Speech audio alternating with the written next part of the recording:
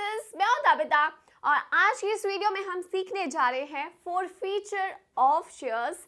लेकिन four feature का वो क्वेश्चन जिसमें हमें कैटेगरीज दी होती है, क्योंकि इसमें सबसे ज़्यादा प्रॉब्लम बच्चे फेस कर रहे हैं। तो आज हम वही सीखेंगे कि वो क्वेश्चन किस तरीके से किया जाता है। तो स्टार्ट करते हैं। इसके लिए मैंने एक क्वेश्चन लिया है जिसकी पिक आपको डिस्क्रिप्शन में मिल जाएगी, जिसका शॉर्ट फॉर्म मैं यहाँ पे आपको लिख भी दूंगी ताकि अगर आपके पास क्वेश्चन नहीं भी होगा तो भी आप इसे समझ सकते हो। देखो, इसमें लिखा है कि कंपनी ने इनवाइट किया एप्लीकेशन इशूइंग 50,000 इक्विटी शेयर्स, यानी कि हम कितने शेयर्स इशू कर रहे हैं? 50,000। तो मैं हमेशा यही बोलती हूँ कि जब भी आप क्वेश्चन करते हो, शेयर्स का क्वेश्चन पढ़ते हो, हमेशा उसे एक शॉर्ट फॉर्म में ज़रूर लिखो कि वो आखिर कहना क्या चाह रहा है। आप कभी भी ऐसे मत करना शेयर्स का क्वेश्चन कि आप पहले रीड करते करते क्वेश्चन सॉल्व कर रहे हो। नहीं, सबसे पहले पूरा क्वेश्चन रीड करने के बाद सॉल्व करना, राइट। तो सबसे पहले 50,000 हमने इक्विटी शेयर इशू करे हैं, जो कि 10 रुपीज़ है एट पार, यानी कि 10 रुपये की चीज़ है और 10 रुपये में ही हम उसे री इशू कर रहे हैं। आगे वो ये कहता है कि एप्लीकेशन है हमारी 2 रुपीज़, यानी कि इसमें से 2 रुपये हमारी एप्लीकेशन है, 4 रुपीज़ हमारी अलॉटमेंट है एंड 4 रुपीज़ हमारी फर्स्ट एंड फाइनल कॉल है। ठीक है। अब इसके बाद वो कहता है the issue was over subscribe by 3 times, यानी कि 50,000 का 3 टाइम्स तक हमारे पास शेयर आ गए। तो 50,000 अगर मैंने इशू करे तो उसका 3 टाइम्स कितना होगा? 1,50,000। ठीक है, यानी कि मेरे पास जो शेयर्स आए वो टोटल 1,50,000 की एप्लीकेशन आई, जिसमें से कंपनी ने 30% रिजेक्ट कर दिए। तो 1,50,000 का 30% कितना होता है? 1,50,000 का 30% होता है 45,000। तो इस 1,50,000 में से 45,000 तो कंपनी रिजेक्ट कर देती है। आगे कंपनी ये कहती है कि 2 कैटेगरी है, category first and category second. Category first में हम 80,000 शेयर्स वालों को कितने शेयर्स दे रहे हैं? 40,000 शेयर्स दे रहे हैं। एंड हम लोग 25,000 वालों को 10,000 शेयर्स दे रहे हैं, यानी कि यहाँ 40,000 था, ये रिजेक्ट कर जे थोड़ा सा हटाती हूँ। 40,000 दिए हमने 80,000 वालों को एंड कैटेगरी सेकंड में 25,000 वालों को दिए 10,000। अब इसके बाद वही सेम लाइन है जो होती है हमेशा। Excess money paid by applicants who were allotted share was adjusted toward the sum due on allotment, यानी कि अगर आपने कोई पैसा एक्स्ट्रा पे कर रखा है तो वो अलॉटमेंट में एडजस्ट कर लिया जाएगा। अब यहाँ पे 2 शेयर होल्डर्स के बारे में बात करी जा रही है। एक है दीपक, ठीक है, जो कि कैटेगरी 1 से बिलोंग करता है, 1000 शेयर है उसके पास, उसने अलॉटमेंट मनी पे नहीं करी। ओके। सेकंड है राजू, जो कि शेयर होल्डर है, उसके पास 100 शेयर है, उसने भी अलॉटमेंट मनी पे नहीं करी और कंपनी इन दोनों के ही शेयर्स को फोरफीट कर देती है आफ्टर द अलॉटमेंट। तो अब हम अलॉटमेंट कर सकते हैं, मतलब अलॉटमेंट तक एंट्री करेंगे। उसके बाद company first and final call मांगती है और दोनों के शेयर्स को री इशू कर देती है। ठीक है, तो अब हम स्टार्ट करते हैं। सबसे पहले क्वेश्चन रीड करना है। मैंने हमेशा आपको ये बोला कि शेयर्स का सबसे पहले क्वेश्चन रीड करना है, ये हमने बना लिया। अब सबसे पहली एंट्री क्या होगी? सबसे पहली एंट्री होगी हमारी bank account debited to share application account. कितने से होगी? देखो, नरेशन में नहीं लिख रही हूँ मैं, सिर्फ मेन एंट्री और कंसेप्ट समझाऊंगी आपको। यहाँ पे हम लोगों के पास 1,50,000 शेयर्स के हिसाब से लोगों ने अप्लाई किया था, तो पैसा भी 1,50,000 के हिसाब से आया होगा। तो 1,50,000 इंटू 2 रुपीज़ की एप्लीकेशन थी, तो हमारे पास टोटल अमाउंट आया 3 लाख रुपीज़, राइट। तो यानी कि कंपनी के पास टोटल 3 लाख रुपीज़ आया। अब कंपनी क्या करेगी? इस अमाउंट को ट्रांसफ़र करेगी।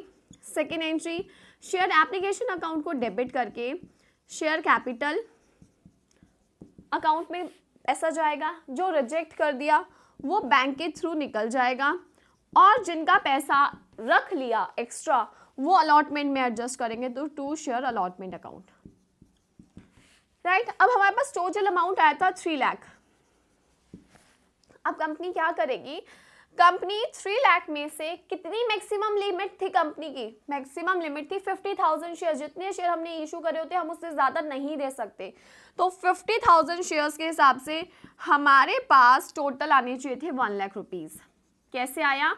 50,000 शेयर्स, 2 रुपीज़ की एप्लीकेशन, रिजेक्ट कितने करे? रिजेक्ट करे 45,000। तो यहाँ 45,000 इंटू 2 90,000 रुपीज़ हमने रिजेक्ट कर दिए।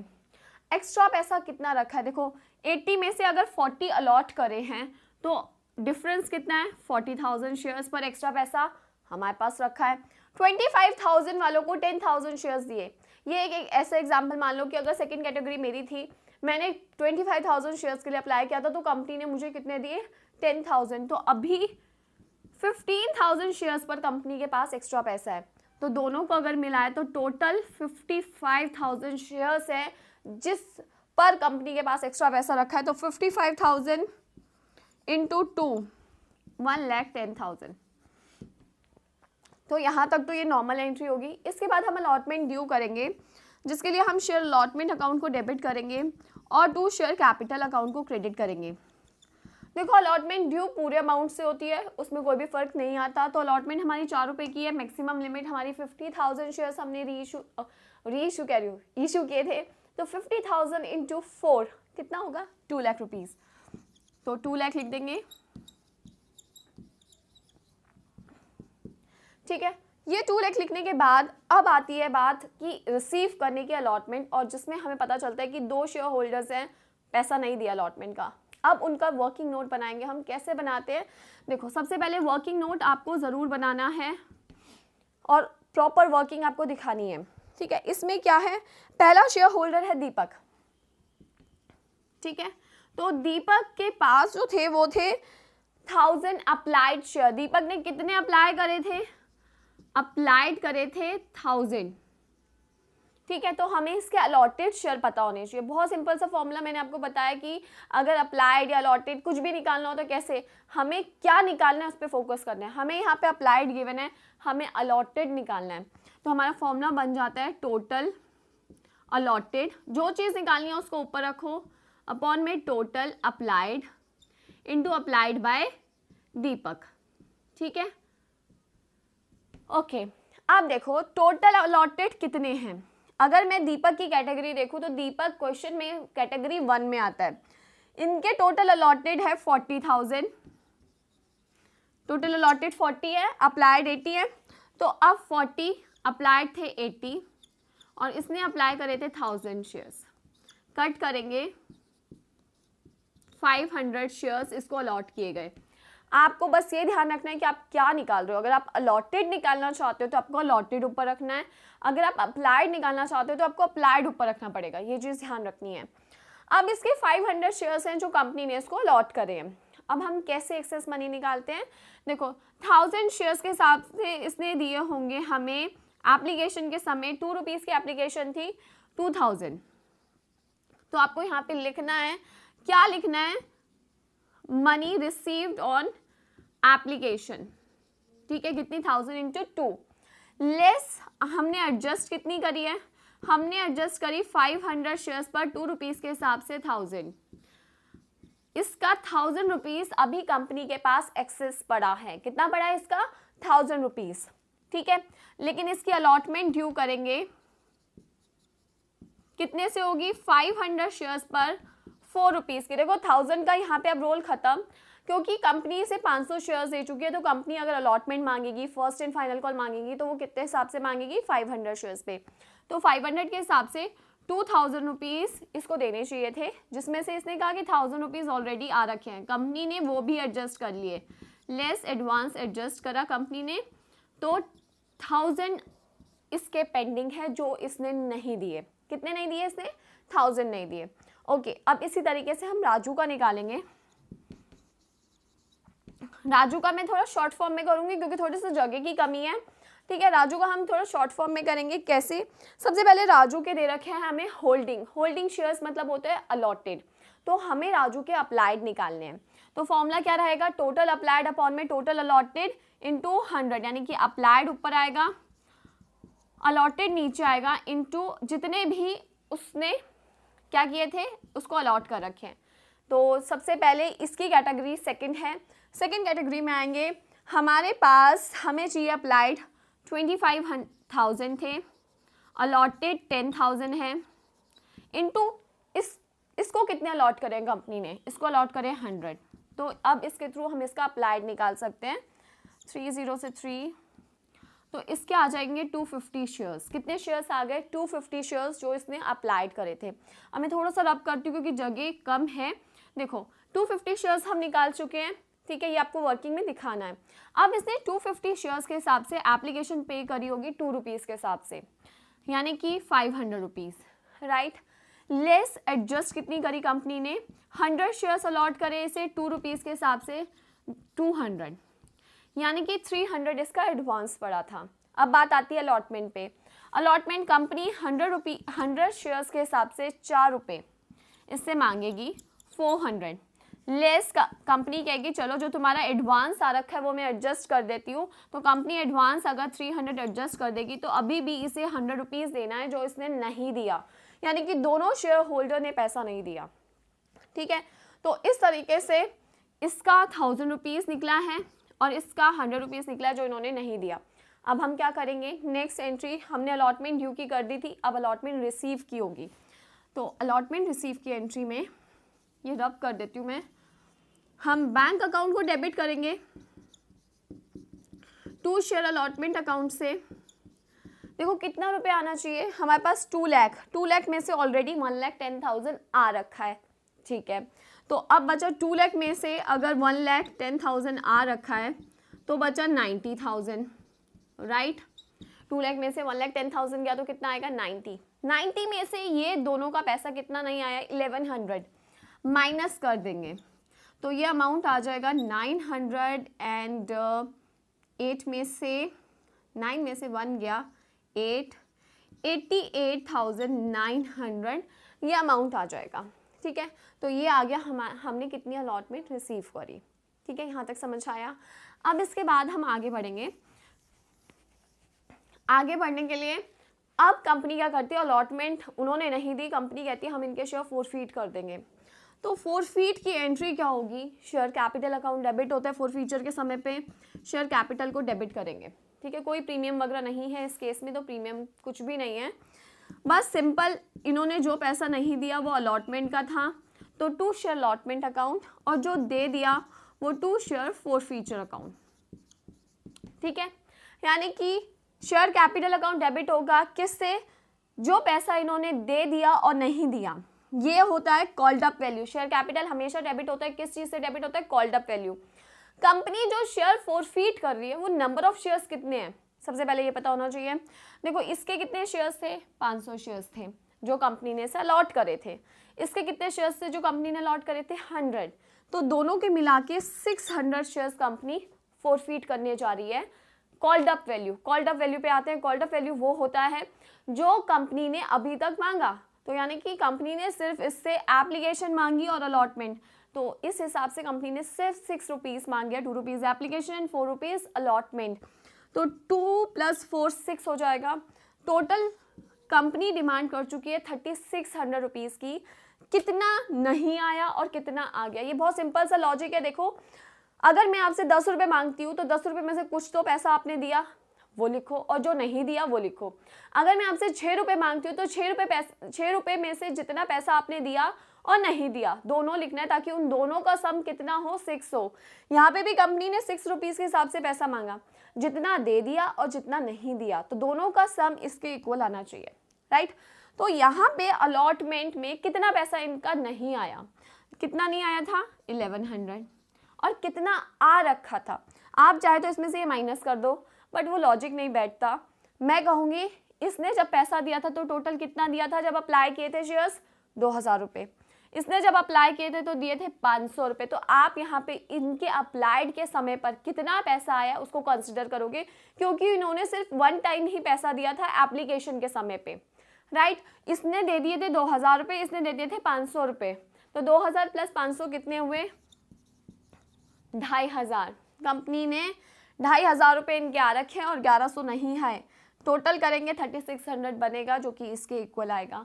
ये लॉजिक लगाना है हमें यहाँ पर। तो ये थी हमारी फोरफीचर की एंट्री।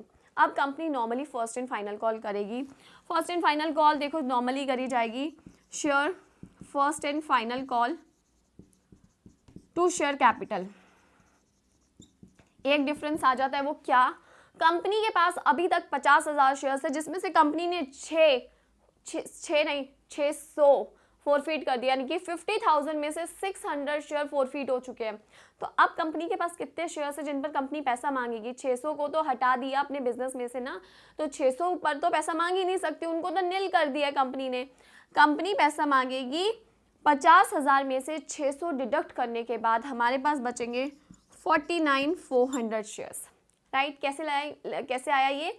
50,000 माइनस 600, 49,400। अब हमारी फर्स्ट एंड फाइनल कॉल कितने की है? 4 रुपीज़ की है, तो मल्टीप्लाई बाय 4, ठीक है। तो कंपनी इतना पैसा मांगेगी। नॉर्मल सी एक एग्जांपल देती हूँ, अगर जब स्कूल में हम लोग पढ़ रहे होते हैं तो फीस मांगी जाती है, तो जिन बच्चों का एडमिशन हो रखा है उन्हीं से पैसा मांगा जाएगा। जिनका नेम कट हो जाता है, क्या उनसे पैसा मांगा जाता है? नहीं मांगा जाता ना। तो यहाँ पे इन लोगों के नाम कट कर दिए, यानी कि 600 शेयर्स को कंपनी ने फोरफीट कर दिया, कट कर दिया। तो कंपनी अब उनसे पैसा नहीं मांग सकती, तो रिमेनिंग जितने हैं उनसे मांगेगी, ठीक है। तो यहाँ पे सॉल्व करेंगे एक बार। 4 4 16, 1,97,600। तो ये अमाउंट आ जाएगा हमारे किस में? फर्स्ट एंड फाइनल कॉल में। और कहती है कंपनी की पूरा का पूरा पैसा आ भी गया, तो bank account debited to share first and final call account 1,97,600। तो ये पूरा हम लिख देंगे। इसके बाद company first and final call मांगती है और जो उनके शेयर फोरफीट करे थे वो री इशू कर देती है। कितने के? 11 रुपए के। कितने के? 11। यानी कि कंपनी यहाँ पे फायदे में जा रही है। जो चीज़ 6 रुपए की थी फोरफीट करते समय पे, लेकिन कंपनी उसे री इशू करिए 11 रुपए में एज फुली पेड अप। देखो एज फुली पेड अप का मतलब होता है क्या, मैं अभी आपको बताती हूँ। देखो सबसे पहले मैं एक ये एंट्री हटाती हूँ, ठीक है। अब देखो री इशू की एंट्री नॉर्मली क्या होती है? री इशू की एंट्री नॉर्मली होता है bank account debited to share capital, ठीक है। बैंक में आता है वो अमाउंट जितने का कंपनी री इशू करिए। कंपनी यहाँ पे री इशू करिए 11 रुपए से, 600 शेयर्स इंटू 11, 6600। यहाँ पे आता है या तो कॉल्ड अप वैल्यू या फिर जो लिखा हुआ है, तो यहाँ पे लिखा है as a fully paid up. Fully paid का मतलब है जो वैल्यू है शेयर्स की। तो वैल्यू कितनी थी शेयर्स की? टोटल 10 रुपीज़ थी। तो हम यहाँ पे 10 रुपीज़ के हिसाब से 600 शेयर्स का वैल्यू बननी चाहिए थी 6,000 रुपीज़, लेकिन कंपनी ने उसे रीइशू किया 6600 का। 6,000 की चीज़ 6,600 में 600 का कंपनी को यहाँ बेनिफिट हो गया, जो company to security premium reserve account में डाल देगी। तो 600 रुपये कंपनी को यहाँ बेनिफिट हुआ, ठीक है। तो कंपनी क्या करेगी? 600 रुपीज़ सिक्योरिटी प्रीमियम रिजर्व में डाल देगी। और अगर यही चीज़ होती कि कंपनी 10 रुपये की चीज़ 9 रुपये पे इशू कर रही होती, तो हमारे बैंक में 9 रुपये के हिसाब से पैसा आता। तो जो 1 रुपये का नुकसान है हम उसे शेयर फॉरफीचर अकाउंट में दिखाते। तो आपको ये चीज़ ध्यान रखनी है, राइट। तो यहाँ पे प्रीमियम था, प्रीमियम दिखा दिया। नेक्स्ट एंट्री हमारी होती है share forfeiture to capital reserve, जो मैं यहाँ करके दिखाती हूँ आपको। Share forfeiture account debited to capital reserve account. मैं फर्स्ट एंड फाइनल कॉल वाली एंट्रीज रब कर देती हूँ ताकि आपको अच्छी तरीके से समझ आ सके, ठीक है। अब यहाँ पे क्या है, देखो हमारा फॉरफीचर का पैसा कितना रखा था? 2500। अगर री इशू के समय पर फॉरफीचर डेबिट होता तो हम उतना अमाउंट माइनस कर देते हैं। उसका मतलब ये होता है कि कंपनी ने फॉरफीचर में से इतना पैसा यूज़ कर लिया री इशू के समय पे, लेकिन यहाँ पे कोई भी पैसा यूज़ नहीं हुआ, बल्कि कंपनी को तो बेनिफिट हो गया। तो ये सारा का सारा पैसा कंपनी जब्त कर लेगी और अपने पास रख लेगी, जो कि है 2500, जो कि इनके फॉरफीचर यानी कि इन्होंने अभी तक दिया था, कंपनी उसे फॉरफीट कर चुकी थी। अब कंपनी उसे अपने कैपिटल रिजर्व में डाल देगी। तो ये नॉर्मली एंट्री पास की जाती हैं, चाहे कैटेगरी हो या नहीं हो, कंसेप्ट सेम रहता है हर एक क्वेश्चन में। तो ये था हमारा शेयर्स का कैटेगरीज वाला क्वेश्चन। आई होप आप लोगों को समझ आया है।